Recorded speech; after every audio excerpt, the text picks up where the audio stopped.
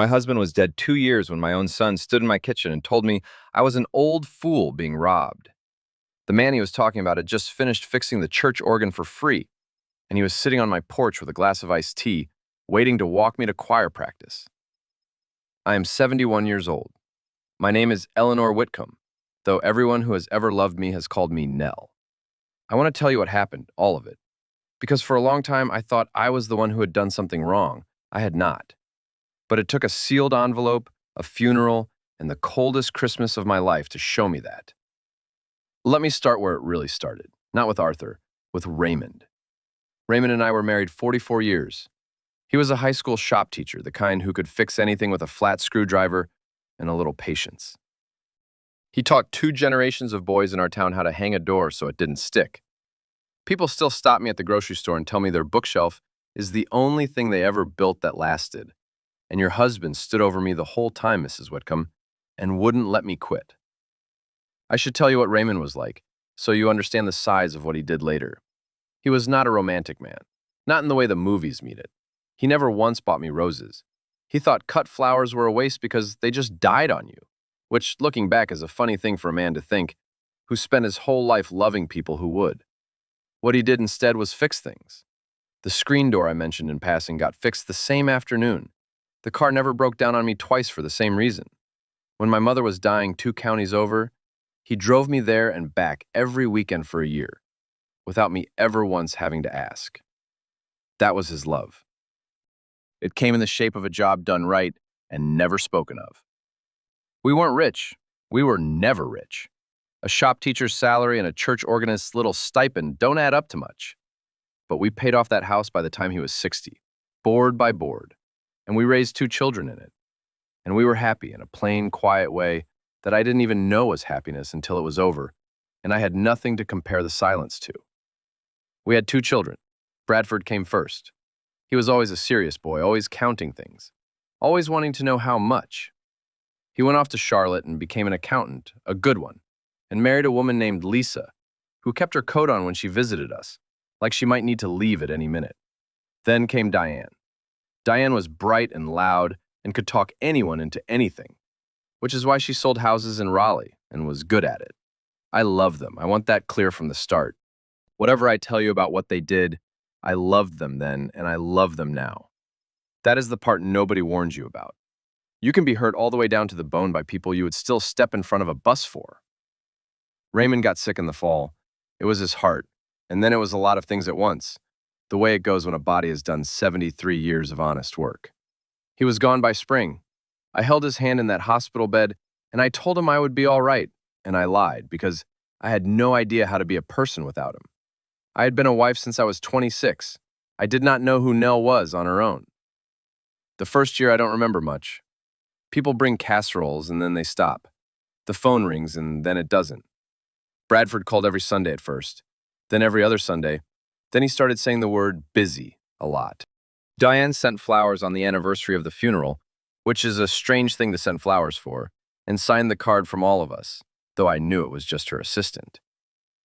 There is a particular kind of cold that gets into a house when the person who filled it is gone. It is not the temperature. I kept the thermostat exactly where Raymond always set it. It was something else.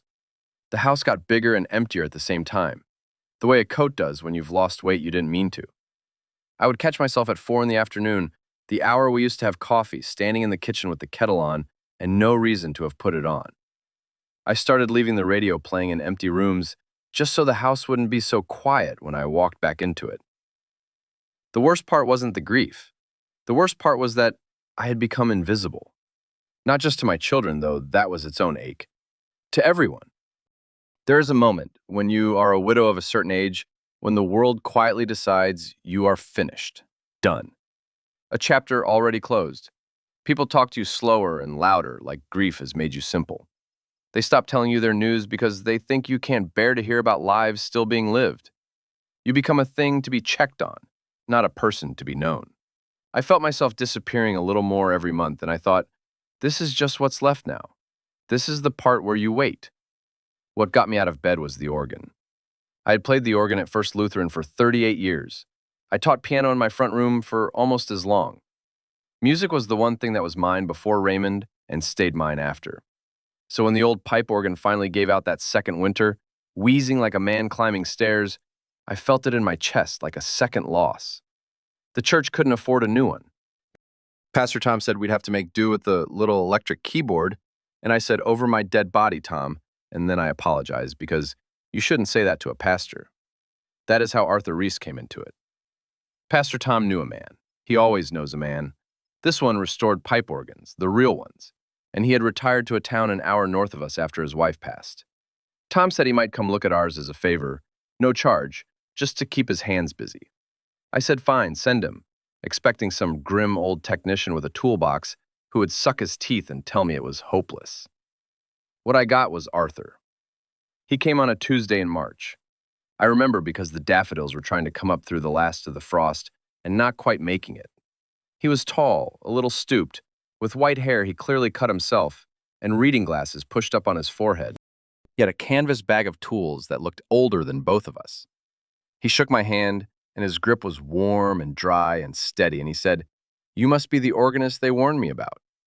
I laughed for the first time in I don't know how long. I had forgotten the sound of my own laugh. It startled me. He spent 4 hours inside that organ that first day. He took the front panels off and crawled up into the works and talked to it the way Raymond used to talk to a stubborn engine, low and patient, like it could hear him. I sat in the front pew and watched. Around noon, I brought him a sandwich, and he ate it standing up looking at the pipes, and he said, "Whoever built this loved it. You can always tell. They didn't cut a single corner where it wouldn't show." I said, "My husband was like that." Arthur looked at me then, really looked, the way most people stop doing once you're old, like you've become furniture. He said, "I'm sorry for your loss," and he didn't say anything after it. He didn't fill the silence with the things people fill it with. He just let it sit there with us. And somehow that was the kindest thing anyone had said to me in 2 years. He came back the next Tuesday, and the one after that. It took him 2 months to bring that organ back to life. He drove an hour each way and wouldn't take a dime. I started bringing 2 sandwiches. We started eating them in the pew together, talking about nothing, about the weather and the pipes and the boys he used to teach the trade to before everyone wanted everything digital. He had lost his wife, Margaret, 4 years before. They never had children.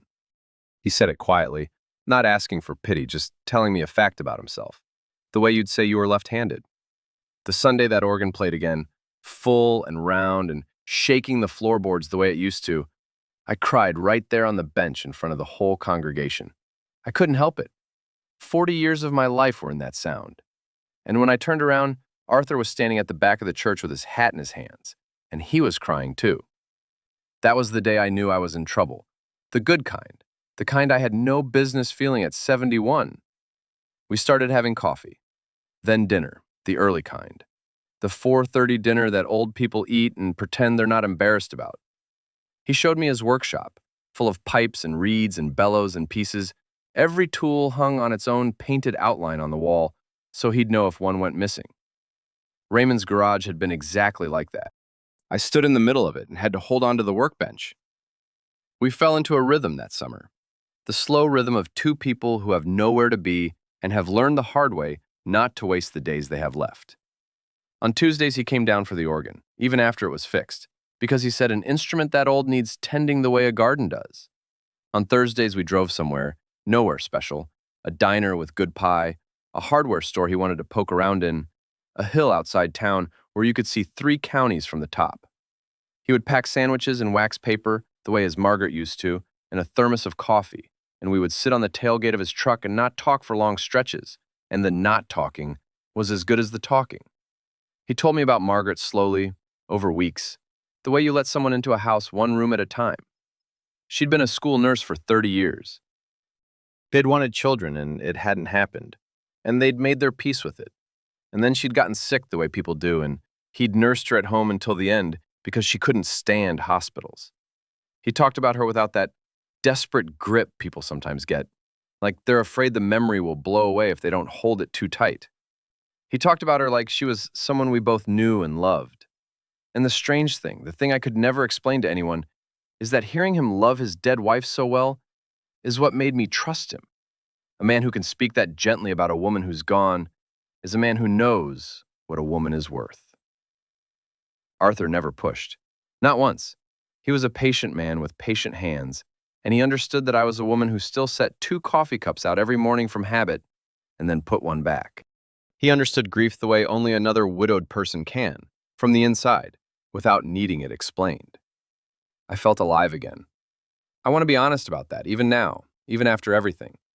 For the first time since Raymond died, I woke up in the morning wanting to be awake. I should have known my children would not see it that way. I told Bradford first on one of his now rare Sunday calls. I tried to make it light. I said, "I've made a new friend. His name is Arthur. He fixed the organ." There was a pause on the line. That pause that lets you know the temperature just dropped. Then Bradford said, "A friend." And the way he said it, you would have thought I'd told him I'd taken up shoplifting. Diane was worse, because Diane is never quiet about anything. She drove up the following weekend, unannounced, which she never did, and she walked through my front door and she did not even say hello.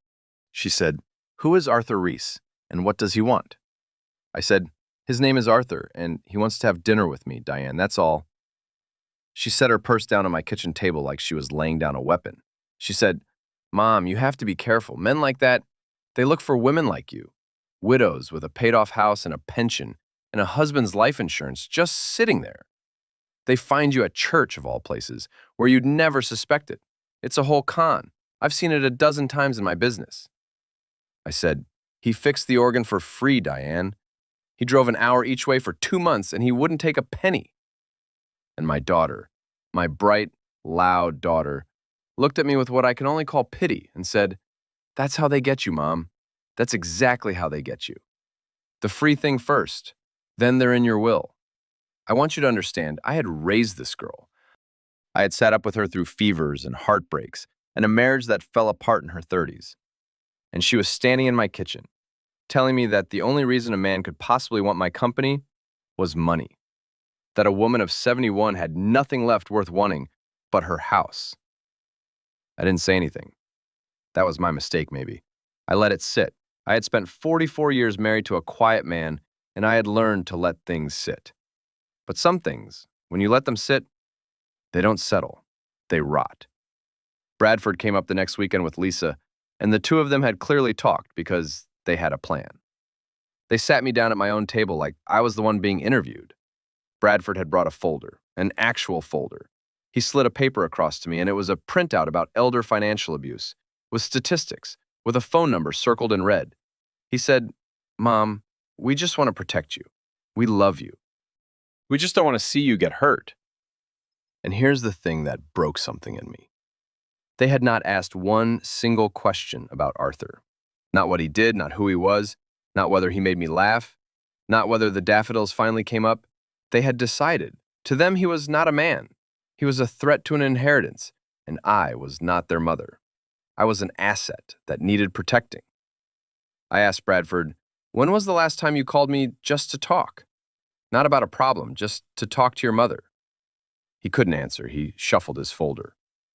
I asked Diane the same thing on the phone that night. She said, "That's not fair, Mom. I'm busy. I have a life." And I said, "So do I, Diane. For the first time in 2 years, I do." She hung up on me. I'd like to tell you I stood my ground after that. I didn't, not at first. Because the cruelest thing about your children turning on you is that some small, terrible part of you wonders if they're right. I lay awake that night thinking, what if she's right? What if I am a foolish old woman? What if Arthur is laughing at me somewhere? I'd been married so long that I'd forgotten how to trust my own judgment without Raymond to check it against. So I tested him. I'm not proud of it, but I did. I told Arthur the next time he came for coffee that I was thinking of selling the house. It wasn't true. I watched his face the way Diane had taught me to watch, looking for the flicker, the calculation, the man doing math behind his eyes. There wasn't any. He just looked sad. He said, "That house has your whole life in it, Nell. The marks on the doorframe where you measured the kids. The garden out back. Are you sure you want to do that?" And then he said, "But whatever you decide, I'll help you carry boxes." He didn't ask where the money would go. He didn't ask what it was worth. He asked if I was sure, and he offered to carry boxes. I felt so ashamed of myself, I had to look away. That spring turned to summer, and I kept seeing Arthur, and I kept it from getting back to the children. which is a humiliating thing for a grown woman to have to do, hiding a glass of iced tea on the porch like a teenager. We went to a concert in the park. We drove out to see the place where he grew up. He held my hand in the car, just held it, his thumb moving slow across my knuckles, and I thought, I had forgotten this. I had forgotten that a person could touch you and not want anything. Then came the church picnic in July, and that's where it all came apart in front of everyone. Diane found out I was bringing Arthur. I don't know how. Probably Ruth from next door mentioned it, meaning no harm. Diane drove up for it, and she brought Bradford, and the two of them showed up at the first Lutheran picnic where I had been a member for 40 years, and they were not there for potato salad. It started polite. Diane shook Arthur's hand and smiled the smile she uses on clients she doesn't trust. She started asking him questions, but they weren't questions. They were a deposition. What did he do before he retired? How long had he known their mother? Did he own his home or rent? Was his late wife's estate settled? People around us started to go quiet, the way a crowd does when it senses something. Arthur answered everything plainly.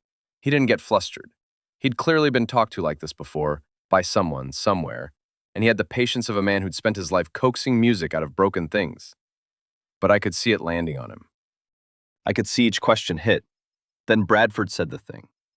He said it loud enough that the Hendersons 2 tables over heard it, and the Olafsons and Pastor Tom. He said, "Look, Mr. Reese, let's stop pretending. We know what you are. You found a lonely old woman with money, and you moved in. It's not going to work. We've already talked to a lawyer about her assets." The whole picnic went silent. I have never in my life wanted the ground to open up the way I did in that moment. And Arthur, God bless that man, he set down his paper plate. He stood up slow, the way he did everything, and he looked at my son and he said, "You've got it wrong, son, but I'm not going to argue with you about your own mother at a church picnic." He turned to me and he said, "Nell, I think I'll head home. You know where to find me." And he picked up his hat and he walked to his truck and he drove away, and he didn't look back because he was too kind to make me watch him be hurt. I stood up. I was shaking. 40 years of being the quiet organist, the nice widow, the woman who let things sit, and it all came up at once. I said to my own children in front of my whole church, that man fixed our organ for free. That man has never once asked me for a single thing. And the two of you, who haven't called me to ask how I'm doing in over a year, you drive up here to humiliate me in front of everyone I know? You should be ashamed, both of you. Diane said, "Mom, you're embarrassing yourself." I said, "No, Diane, you're embarrassing yourselves. I'm just finally watching." I drove home alone. I sat at my kitchen table where Raymond and I had eaten 44 years of breakfasts, and I cried until I couldn't anymore. I thought I had lost everything that day, my children, my dignity, and probably Arthur too, because what man would stay after that? I didn't call him. I was too ashamed. 3 days went by. I told myself it was over, that it was for the best, that an old woman shouldn't be chasing love anyway. I started setting out 1 coffee cup again on purpose, training myself back into being alone. On the 4th day, there was a knock at my door. It was Arthur. He had his hat in his hands. He said, "I waited as long as I could stand, Nell. I figured you might be hiding." He held up a paper bag and he said, "I brought donuts, the good kind, from the place by the highway." And I just stood there in my doorway and I started to cry again.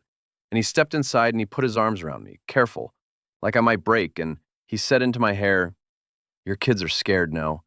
People get mean when they're scared. It doesn't make it right. But it's not about you. It's about losing their dad and the house and the idea that things stay the same. You and me, we're proof they don't." I have thought about those words 1,000 times since. People get mean when they're scared. He was right. He was righter than he knew. And he found out exactly how right that fall. Because that fall, Arthur got sick. It came on fast, a cough that wouldn't quit, then weight falling off him, then the word everybody dreads. By October, he was spending more days tired than not.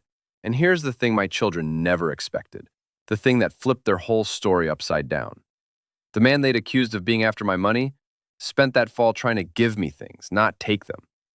He insisted on showing me how to bleed the radiators before winter, in case he wasn't around to do it. He fixed the latch on my back gate. He taught me, patient as ever, how to tune the organ myself so I'd never need to depend on anyone. He was putting his affairs in order, but they weren't his affairs, they were mine. He was a dying man making sure the woman he loved would be all right without him. I called Bradford to tell him Arthur was sick. I thought, surely now they'll see. And do you know what my son said? He said, well, that changes the math, doesn't it? At least he won't be around long enough to get the house. I hung up the phone and I sat down on the floor of my kitchen because my legs wouldn't hold me.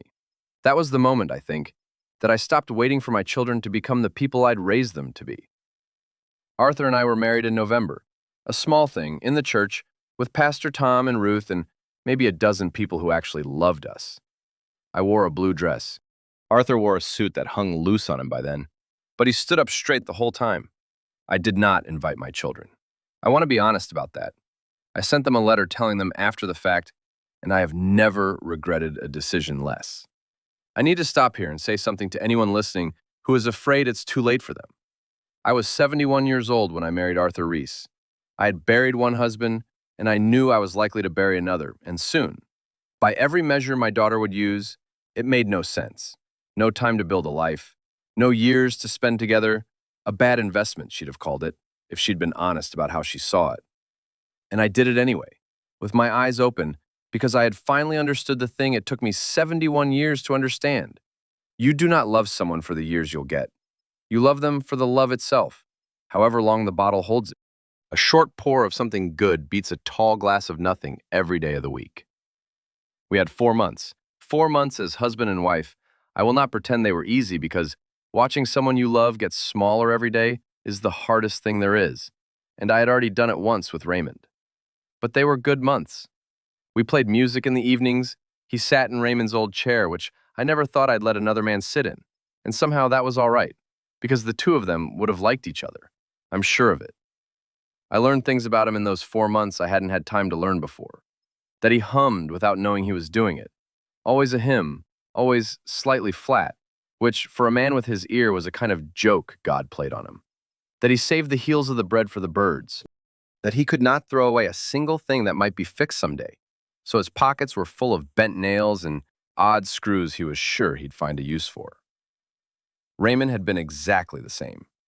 I used to find Raymond's bent nails in the laundry for years. Now I found Arthur's. I started keeping them in a jar on the windowsill, both men's, and I have it still, a little jar of bent nails that two good men couldn't bring themselves to give up on.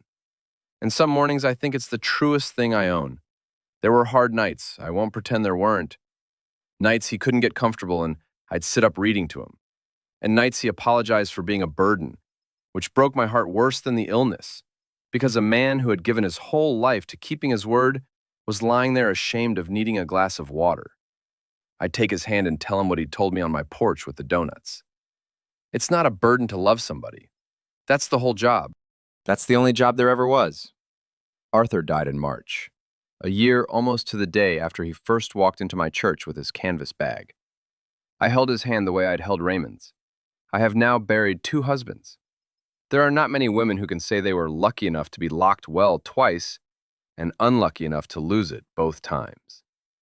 My children did not come to the funeral. I told them. Bradford said he had a work thing. Diane said it would be hypocritical of her to come, given that she'd never approved. As if her disapproval were the point. As if a man's whole life and death were a referendum on her opinion. So I buried Arthur with the same dozen people who'd watched us marry. And after, when everyone had gone, Pastor Tom stayed behind. He sat with me in the empty church and he said, Nell, there's something Arthur left with me. He made me promise to give it to you after, and he handed me an envelope. But it wasn't Arthur's handwriting on the front. It was Raymond's. I knew that handwriting.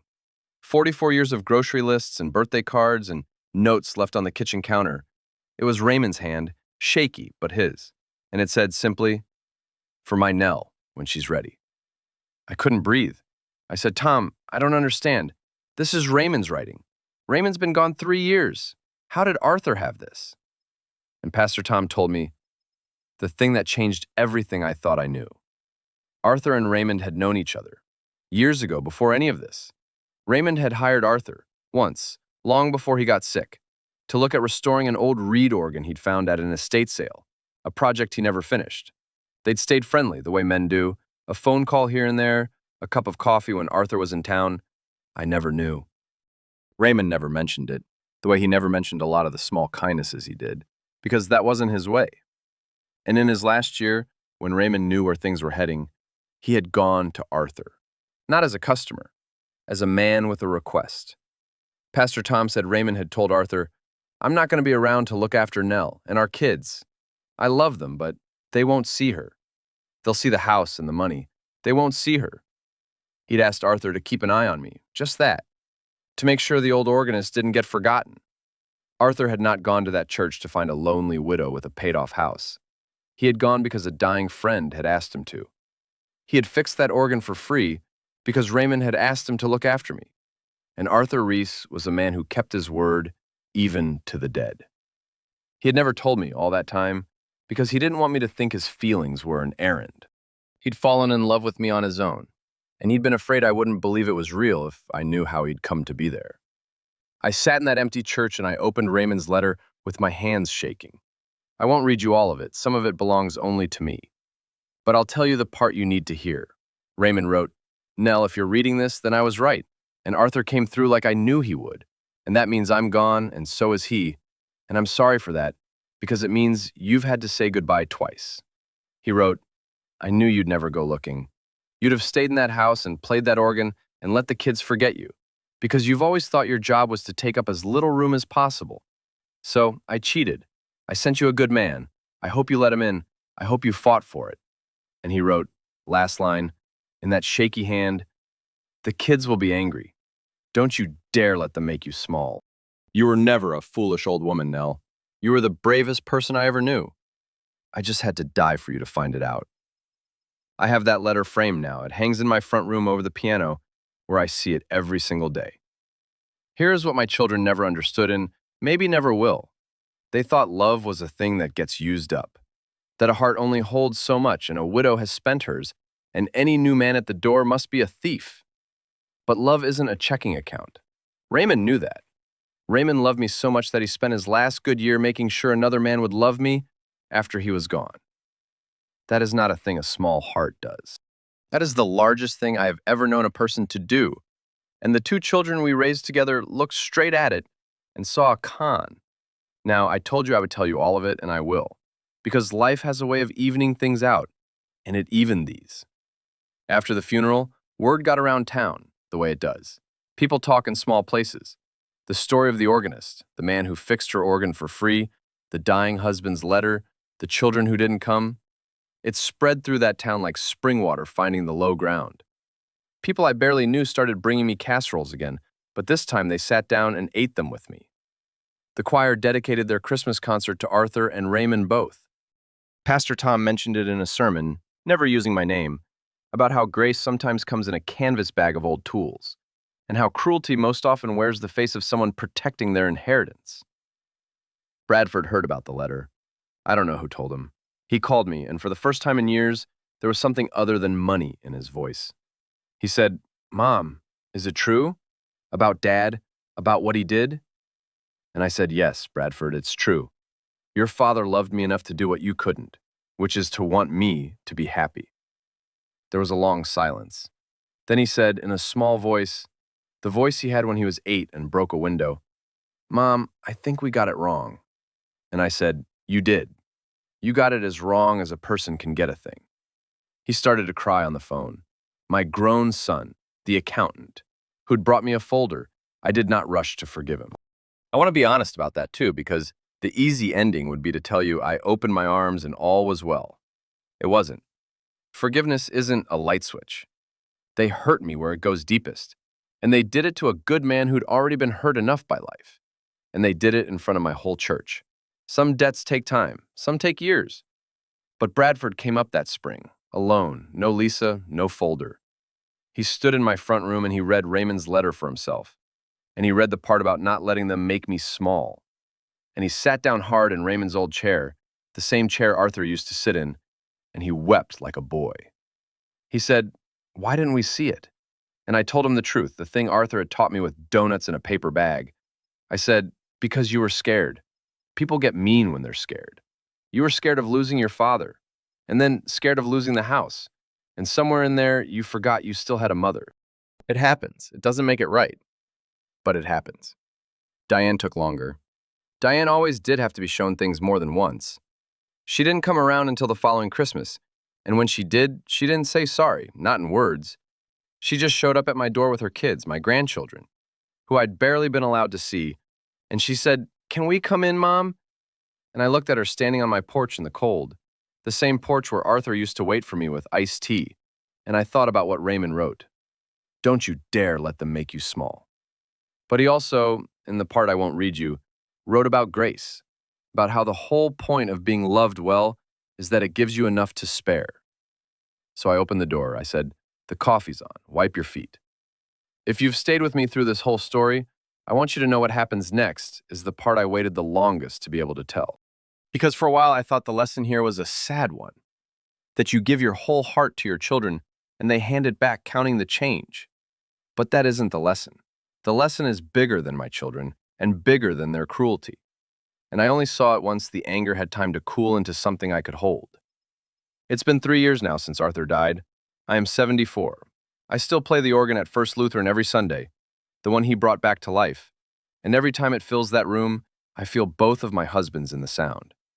I teach 2 piano students again, little ones, in my front room under Raymond's framed letter. Bradford calls on Sundays, real calls, the kind where he asks how I'm doing and waits for the answer. Diane brings the grandchildren in the summers. We don't talk about that picnic. Some things you don't have to say out loud once everyone finally understands them. The house is still mine. It was always mine. It turned out nobody was ever trying to take it but the 2 people who claimed to be guarding it.